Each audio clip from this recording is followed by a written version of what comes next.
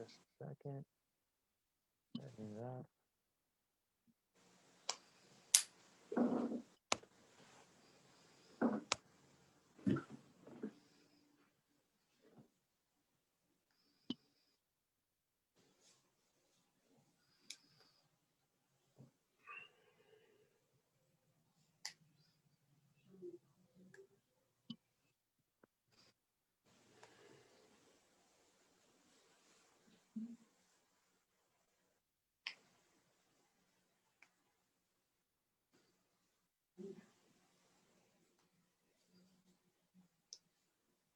Okay, I think we're live.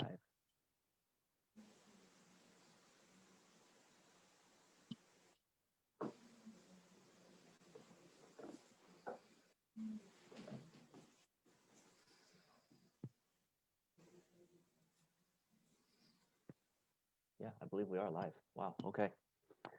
All right, you ready? If you are. I'm ready. All right. Well, good afternoon. Thank you for joining us. My name is Seth Schaefer. I am the Executive Director for the Southeast Tennessee Resource Conservation and Development Council. Joining me today is Justin Howard. He's the DC with Bledsoe and Sequatchie counties with the NRCS. And today he's going to be talking to us about challenges with vegetable growers and possible solutions. So Justin, if you're ready, take it away. All right, sounds great. So as you said, I'm Justin Howard. I'm the District Conservation with NRCS. I've been working with NRCS for over getting on 12 years now, and I cover most of the area down here in the Sequatchie Valley.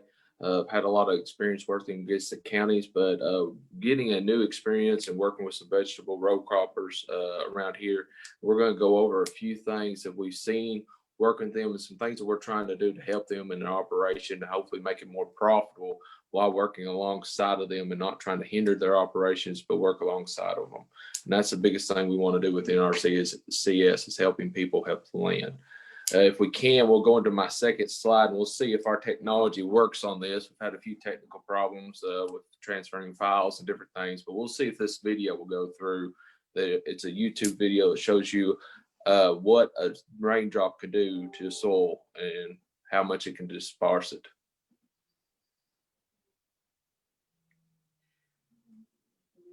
That second video, second page, Seth.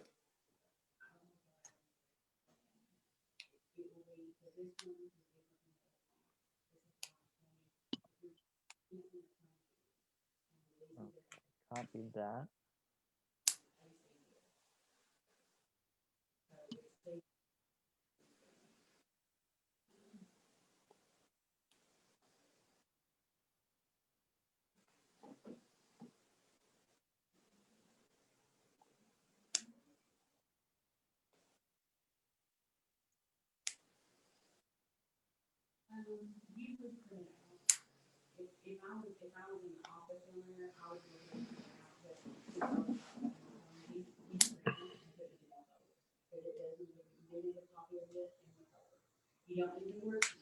So what this shows what happens when a raindrops fall from the sky and hits the ground. There's actually bubbles that burst on the surface. When it hits, it traps those bubbles in on the soil. And when those bubbles are created in those tiny little air pockets, a lot of times what happens is bacteria from the soil will get trapped in those bubbles and they'll kind of disperse.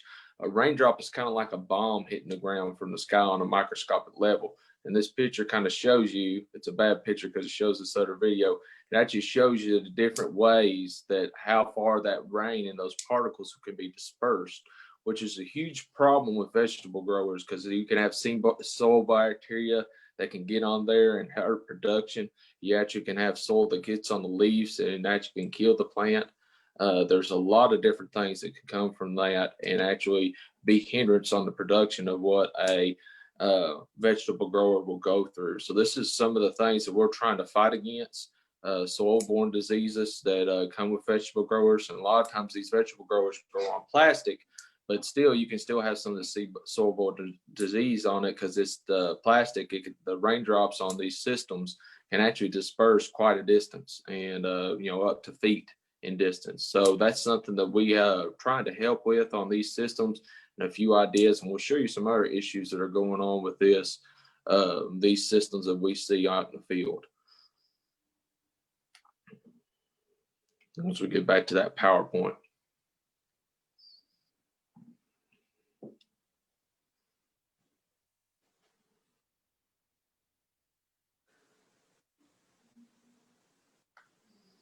Okay, we should be back to it. Well, it's not on my screen yet.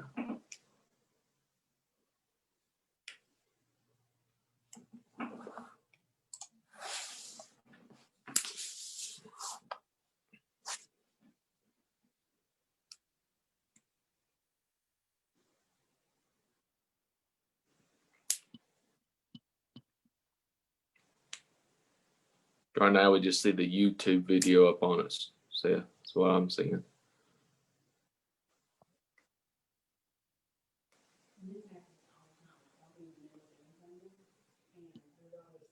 There we go. Okay. So looking at these mass systems, these systems cover several acres in land. So this might be different for some of the things that y'all actually see on your properties. But this is kind of what we see in some of the farmers that we work with. This is your typical system. It's some looks like this is peppers on some plastic that has irrigation running to them on drip systems, usually pumped from a pond, and have different cleaning chemicals to get these waters to these plants because they need to be timely. And when they get their water for optimal growth and get them the different types of fertilizer they need to get these plants growing the way they should. But as we go through these plants and what they do with this, most of the time what they do is they'll actually till the soil up, break it down, and kind of work through this soil. And the soil that is grown in most of these vegetable crop situations, what they need is mostly sandy loam soil. And the problem with sandy loam soil, when you have it and you till it like this so much, you have a lot of problems with runoff and sedimentation. If you look in between these rows, in between each one of these plastic rows, you can see that there's no living thing that's kind of in between them to hold those soil particles in place and keep them from running off this property.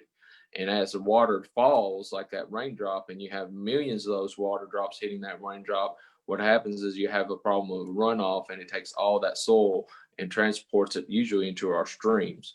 And we'll see these issues that arise on the next slide. Is sedimentation is number one. We see that in our streams all over the place, and you can see how murky a water can get on this. This leads to loss of habitat for fish, and crustaceans. There's several species that have become endangered due to sedimentation on these streams and from some of these operations.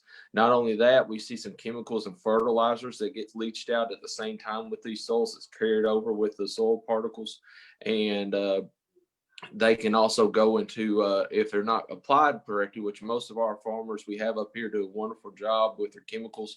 They care about the land. They want to do good for the land.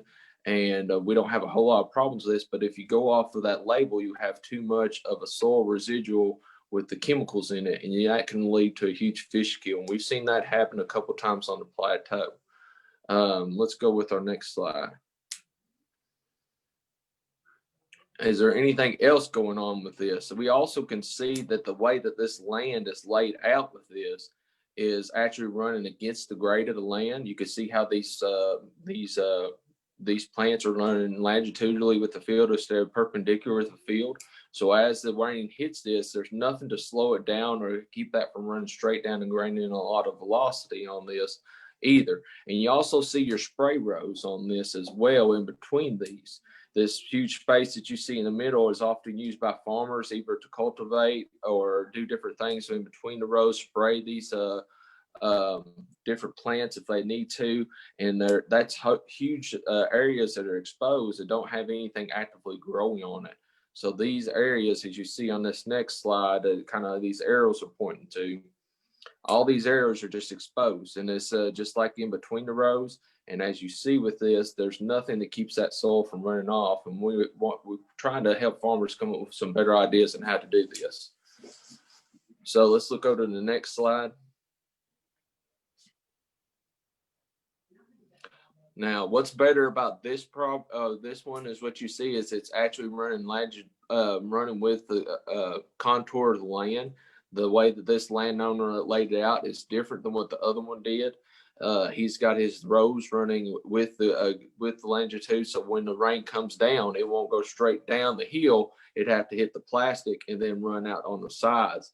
But still, we see the parts of we see what happens in this slide over to the left as well as you start going on. Go to the next two slides there. Yep. There we see the rows. That's what that arrow is pointing to. And there's still a problem on this on slide 10. When these rows in this area that's redded out over here on the side, that's where your rows stop most of the time. This could be where a drain is. It could be the end of your fields, whatever it is. You could see where this water runs off of the side. It gains up velocity by the time it gets there. And you see all those rocks that's there. That's because all the soil that used to be there has been washed away, and the only thing there is left is rocks. So let's keep going. Other problems that we see on this as well is not just where the sediment will deposit and run off of the field, but it also can deposit in the middle of these fields. You know, if you have kind of a contour of the land where it slopes down to the middle of the field, you can see all this sediment deposit and actually have a ponding issue in the middle of it where it actually kill your plants because you have too much waterlog there. All your organic matter and topsoils that was there before has ran off into the middle, and you have where you actually get sediment trapped and there's active ponding of waters, which you can see here. And you also see that all the plants are in this area die. So that's a loss by the farmer. So that's something else that we need to try to see if we can work on. Next slide. And that shows that right in the yellow area. And let's go on to 13. We see problems here as well. Then this is a farmer we work with. He does a wonderful job. As you can see on the edge of his fields, he's actually got it in active grass. So he's doing a great job with that as well. There's not as much as leaching out on the side, but we still see the inner rows. In between these rows, we see the sediment, we see the erosion that's going on with this. And this is more than sheet and reel. This is actually kind of some gullies that are forming in this. If you hit the next slide, you can see where the soil used to be. The soil on this place used to be on top of where that soil was on the plastic. You can see where the side of that is, and that over rain events and major events of rain that comes through, all that soil when it comes through, since there's no living roots in there to hold that soil or nothing there to do it, it all runs off and it goes from the yellow area all the way down to the red area and eventually into our streams. So this is a huge problem that we have with these farmers, and most of the times this is why we have to call these people out of compliance with us. But I don't want to do that with us as NRCS. We want to work with our farmers and hopefully make their land better. And we've come up with some things to hopefully help them in the future and what they could do. Next slide.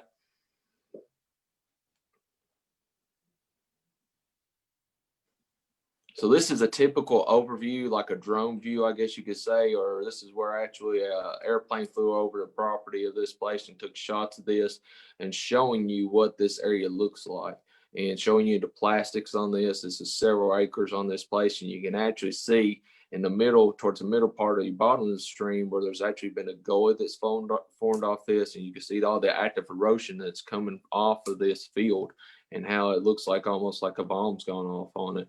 But what we typically could do on the next slide, and what we've done in the past with these farmers, is in order to keep these farmers in compliance and to work with them, and that's where they can still have crop insurance, we would say, well, you can crop this for 2 years doing the system that you want to, but after those 2 years of production, you got to put it back in sod for 10 years. Well, there's a lot of problems that arise with this. Go ahead with our next. There's little organic matter that's left to establish these grasses when we get these actually sown in. I mean, most of the time you won't see good germination of these grasses to get them back and build up. All the organic matter has been leached. Some of the A horizon and B horizon has already been leached, so it's not there anymore to get anything growing into it. And it doesn't address the erosion issue that's happening during those 2 periods of time that's actually in cropping. So any damage that's done from the runoff of that property and getting into our stream system already happens in this time frame. So there's 2 years of bad years. It doesn't make up for it with the 10 years behind it, because you could already have stuff that happens before.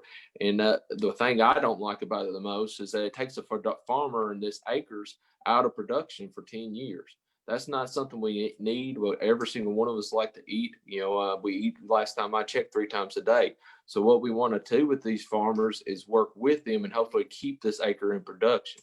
Farmers move, and then the farmers, what actually happens in this long term is that they'll move to another farm and put that farm into production. So you're actually widespreading the damage that's done and just moving it like a bombs off in several places, letting the landowner, instead of letting landowners work one particular land, having to pay rent on different pieces of land, and not letting these farmers actually farm their own land and keep it in production continuously.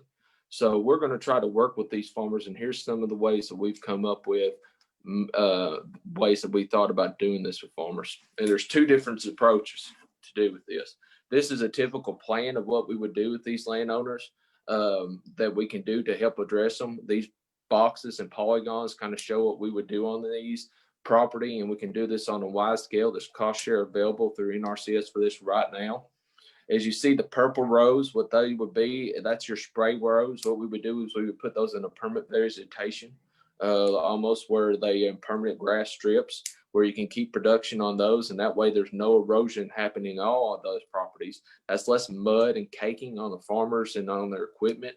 It keeps the soil on the land on that, and you have that actively growing in grass all the time.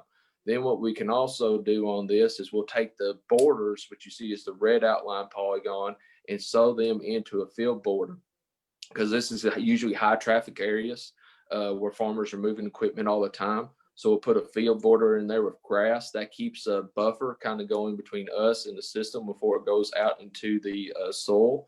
It catches that sedimentation, lets it infiltrate in those systems and those pockets right there where that soil can be absorbed.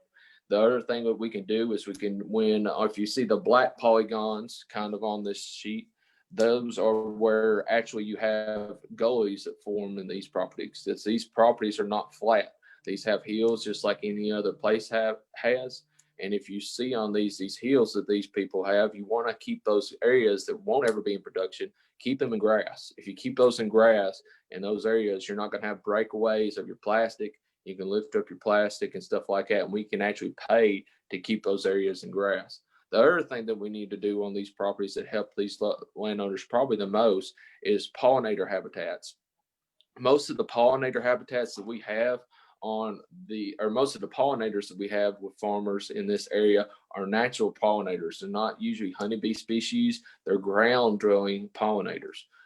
So they actually do their nest in the ground. So when we do tillage practices with this and we go through there and we break up the soil, it kills all their habitat and they will actually die off, and they won't be able to exist or be able to have their nest in these fields, because we till it up and there's just no place for them to do it. So if you see the green pockets of this will be areas that you could establish into pollinator habitat.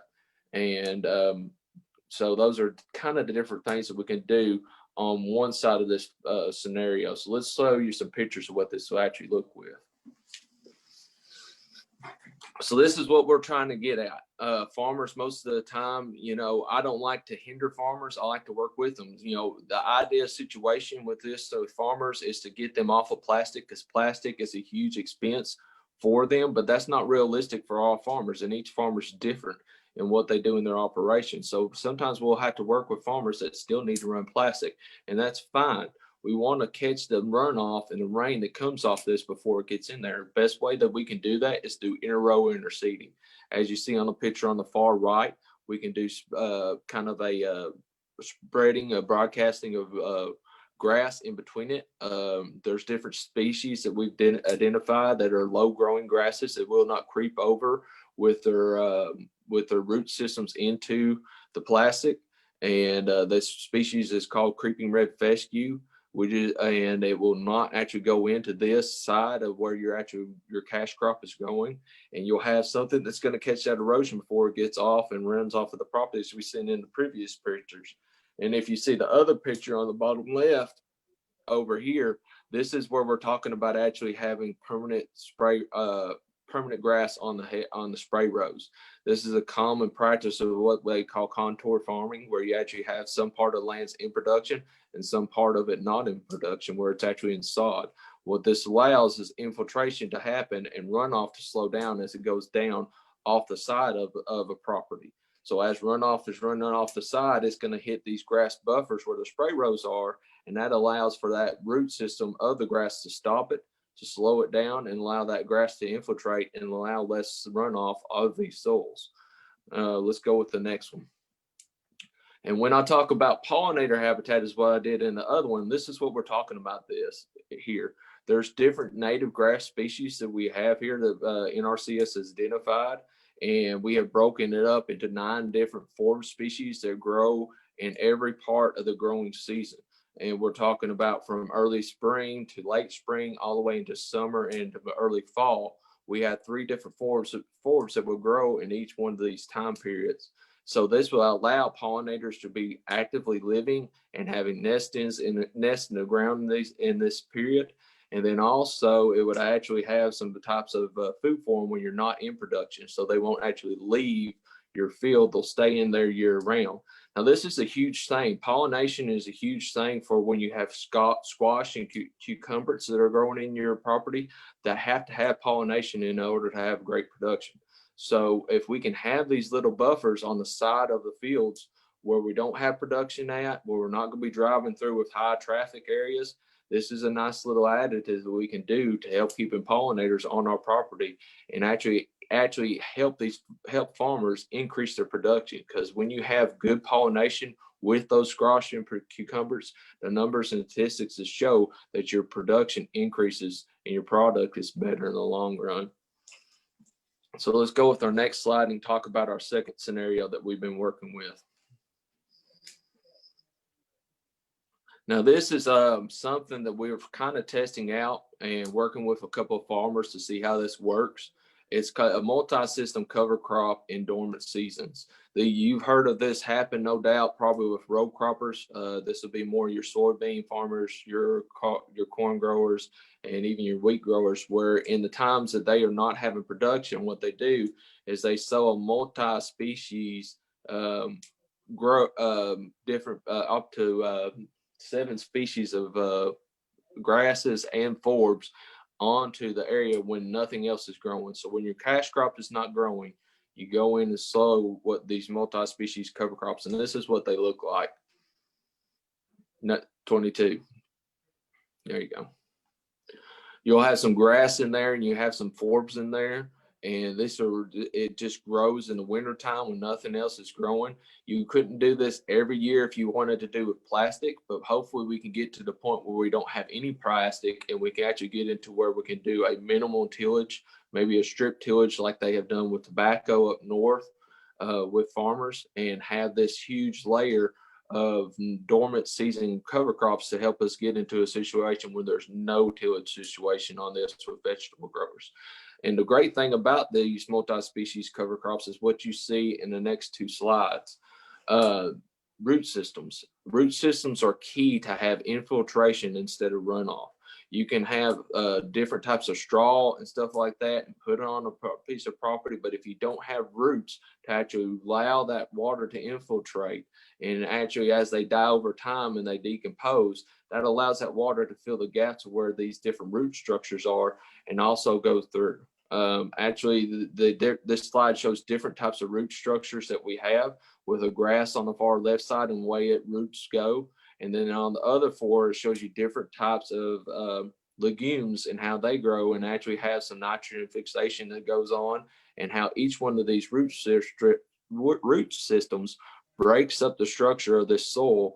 And on these soils where there's probably a lot of frangipans and hard clays that are hard places that have developed on these root systems can help break them up and make the soil more healthy. Not only do we have root systems that go into these soils and allow infiltration of water, we also have something that a lot of things don't have in our next slide.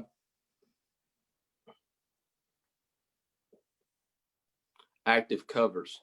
You have active covers that are actually growing there as you plant into these soils, as you plant into these multi-species cover crops, you plant into them. You could do a strip tillage, as you can see in the top right, where you kind of take a little bit of tillage and you plant straight into them.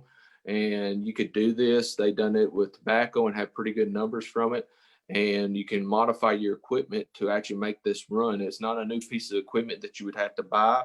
We've worked with several farmers on this, and there's just little modifications that you would have to do to make this work. Now, what this does, it allows this cover and having constant cover and root systems on this properties all the time. As you can see in the top right, you have where the thatch layer is there all the time. So that kind of takes that picture and that video that we saw where it had the splash effect of what we saw in the beginning. And what happens, these raindrops don't hit the bare soil, they hit these leaves. And you don't have the particle displacement, you don't have the runoff, you have active infiltration, and these crops grow very well in it, as you can see kind of in the bottom left corner. Where these thatches are developed, they decompose over time. And what you actually see on this is it actually kind of acts in these straws that are left over, actually kind of acts as a plastic layer themselves. You could still run irrigation on these as well. You could do drip irrigation right beside them as your normal irrigation practice. You just wouldn't have to do it with the plastics. You could run it next to these, put your drips on it on each plant as you normally would. And there's no problem with running them like that with these systems. So hopefully we're trying to do a lot of different things with farmers. We use different programs for these farmers. We're trying to actually do several new programs that we have. We've done equip with these farmers. We work through TDA with these farmers as well, and helping them get cost share to help them get into compliance and have their system and have longevity in it. Because in these systems, if you keep them in continuous production, what they see over time is these production systems actually decrease over time, especially if they don't rotate their crops. So hopefully we keep them in production, make this system better for not only the environment, but for the farmer as well. And that's exactly what we're trying to achieve in this, and hopefully working hand in hand with these farmers. Don't know what our group is here and everybody that who's represented it. So we'll go over some different things that we also help with farmers that are vegetable growers as well. Some different practices that we have, and that's high tunnels. High tunnels is a normal practice that we run through our environmental quality incentive program. And what it is, it's just an active kind of a greenhouse that has poles and your plastic with 9mm plastic that allows you to extend your growing season.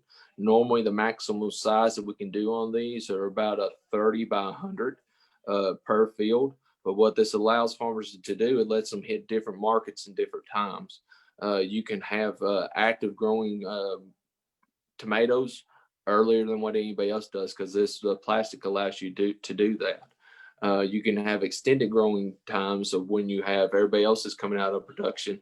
You can actually be going into production on some things, and you can hit the market when there's a flood on the market of tomatoes, or there's a flood on the market of peppers or whatever it is. You can have something coming in production and get a more premium for your price on this. You also can do this with most of the farmers.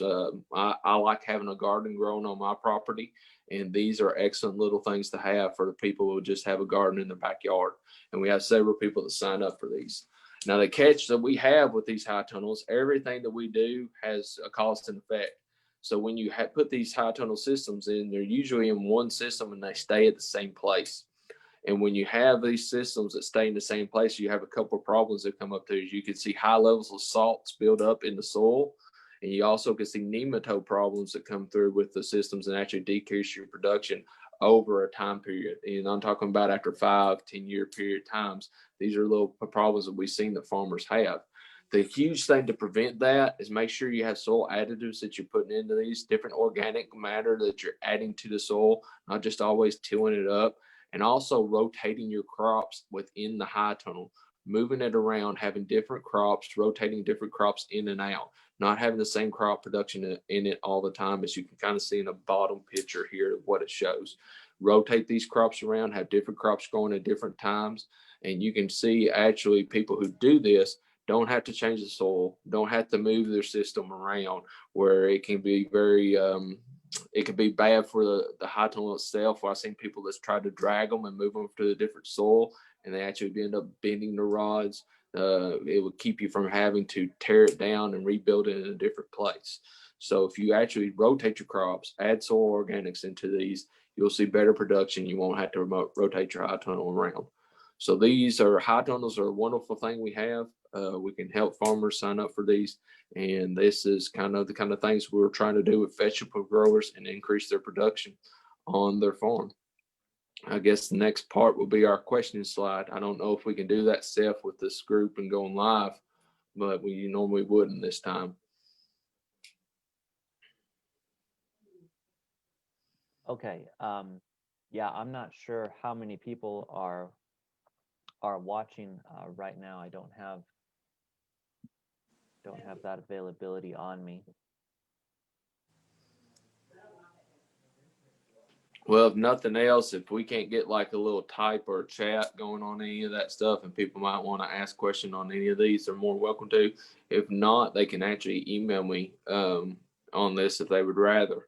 And we can do that just as well. And my email is justin.howard@usda.gov.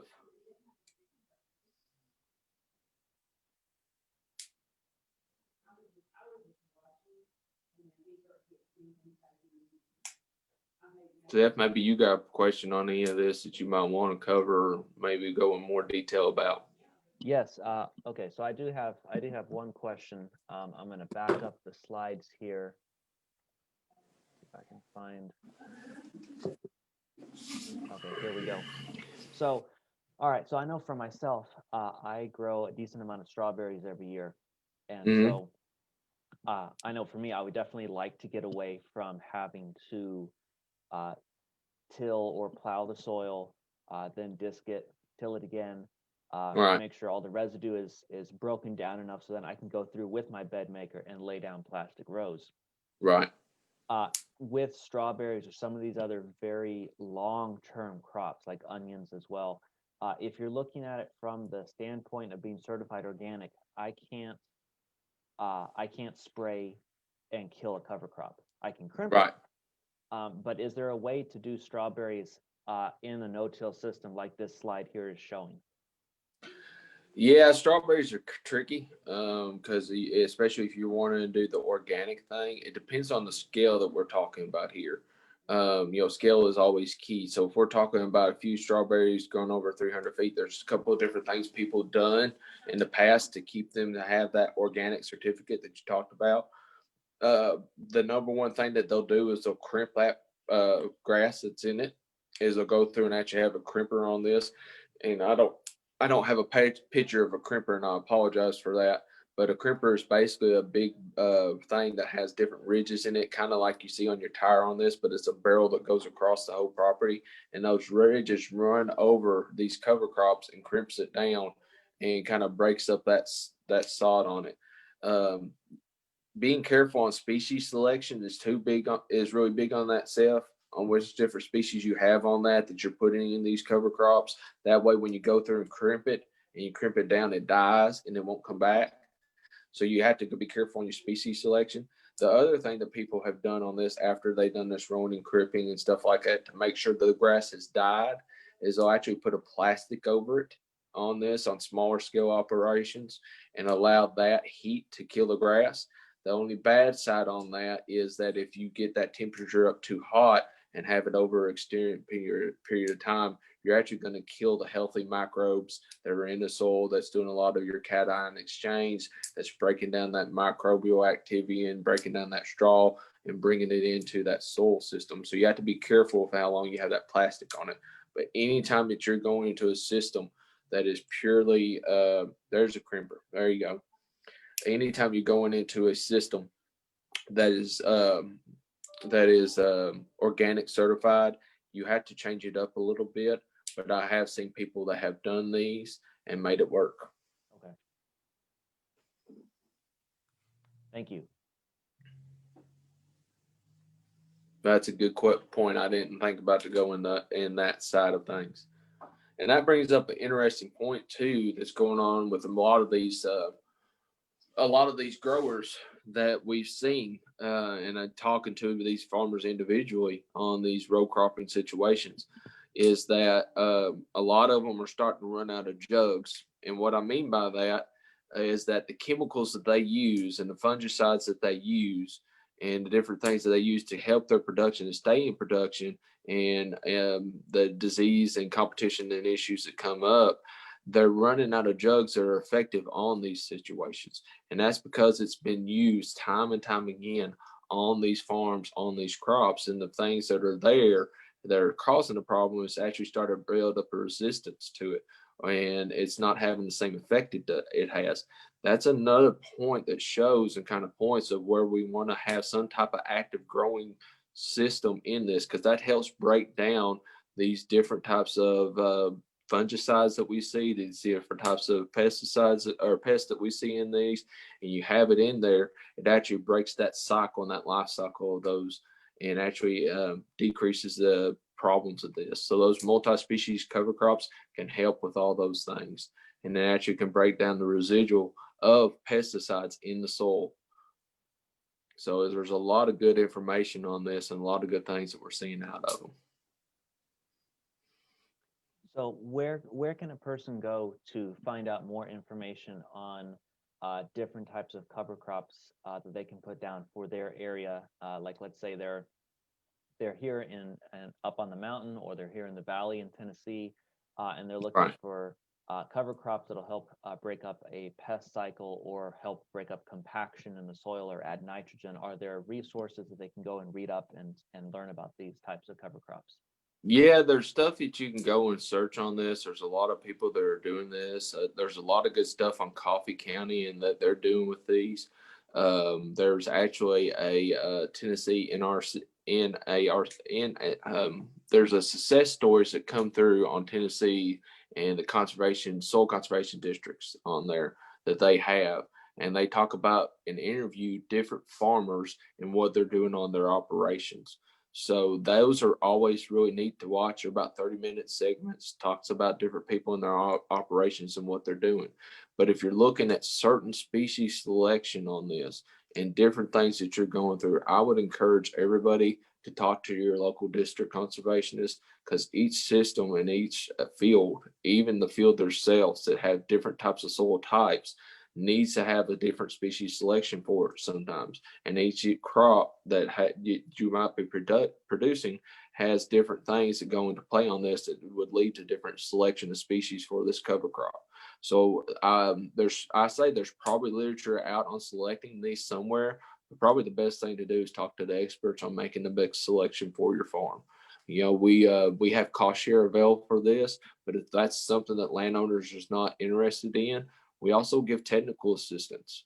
We don't have to sign you up for a program. We can just go out there and give you recommendations on different things that might help you improve your operation.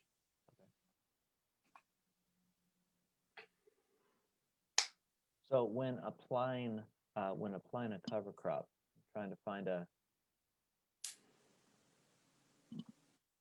see if I can switch the screen share again to show the slide that I'm talking about.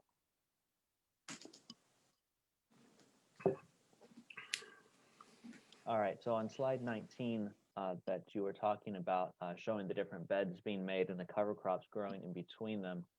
Right. I believe on the picture on the lower left side of this one slide here, I believe you said that this was a spray strip that had been mowed in between a corn crop. Right. Okay, so my question here then is, let's say that I have a brand new field that I have just mowed. It's been overgrown weeds for eons, and so now it's mowed pretty low. Again, if I'm certified organic, is there if I were to broadcast or drill the cover crop seed over this field here as we're going into winter, can I expect to have a pretty decent germination rate if I have like the cut up, now mulched grasses and weeds and whatnot laying on top of the soil, and then having the cover crop broadcasted over top of them, and then hopefully infiltrating into them? Right. So what you're saying in this operation, just so I'm following you on this, Seth, and make sure I'm understanding correctly on this, it's a new Yep. field just been mowed, Mhm. and then after that field is mowed, you take it and till up the parts that you're going to try to put in production. Is that what you were saying on that? Well, actually, no, I'm not. I'm not doing any tillage. I've mowed it down, and now I'm going to just broadcast a cover crop on top of them. So Okay. it's basically a dead field. The grass is well, there's no really grasses. The weeds have all died, and so the ground is covered. And so Mm. I don't want to disturb that coverage, especially the time of year that we're in. And so I'm just laying down the cover crop on top of that. There are the Right. seeds for it. If you're doing that and there's existing sod that's there and you're trying to put in a cover crop and to have something coming into that behind something that was not sprayed or tilled up in any situation like this, the best thing to do would be a no-till drill planter on that, Okay. and make sure that you're hitting your seed dates on the right time, Okay. for cover crops, because that's huge on this, and that's one of the problems that we're having with some of these vegetable crops growers is that sometimes they'll go later into the season because they can't pick at certain times and they have Hmm. multiple fields that they're picking. So that comes into play with when you can actually get certain seeds on that. So we got different seed recommendations for that to kind of play into that and extend those seasons out where they can harvest later and plant later. But for existing sod, if you're coming through and you are actually planting into a cover crop, into a seed that's filled was dormant, and you're not killing the existing sod, about the only way you have a good cover crop in that is making sure you have good seed to soil contact that goes through that soil with a no till planter. Okay. And I think that would be the best way to get those cover crops in. Now, if you have some type of tillage going around, you could broadcast that and get a good effect on it. But if you don't, and you broadcast on top of sod like that, you're going to see a lot of seeds that don't ever germinate. No, Okay. even if you cut it real low. Because if you cut it real low, a lot of times when you cut grass real low like that, you still have the organic matter from the grass that was cut up sitting on top, and then the seed will sit on top of that organic matter and will never get seed to soil contact. Okay. All right. Good. Thank you for clarifying that question. Yeah, I hope I kind of answered it. It kind of danced around it a little bit, but you want to make sure that the most important thing on these cover crops, because they can get a little expensive on the amounts, and a lot of people are doing them now. You want to make sure you get germination off of them, and that's key. Right. Right. For sure. Okay, well, I think that's all the questions that we have. Is there any last words that you would like to add? No, I just want to tell you how much I appreciate Tennessee RC&D and you and allow me to have the opportunity to speak. I'm always around to help anybody that needs it. Even if you're outside of my area, I'll always give you technical advice the best I can to help you and work with you anyway along the lines. And our agency is here to help people. I hope everybody knows that, and we like to work with our farmers. So hopefully we can get some good outcomes on this, and hopefully we have good things that holds in the future for not only the vegetable growers but everybody involved. I hear you, definitely. Well, thank you very much for taking the time to be with us this afternoon and give us this presentation. I know I definitely learned some things that I didn't know before and things that I want to try on my growing operation. And for those of you that are joining us on our virtual audience, thank you for taking the time to be with us. I hope that this presentation has been beneficial to our growers and farmers here in the Southeast Tennessee area. We will be having our last virtual seminar for 2020 on December 7th. We are finalizing the final details on that, so I hope to be able to begin advertising that before too much longer.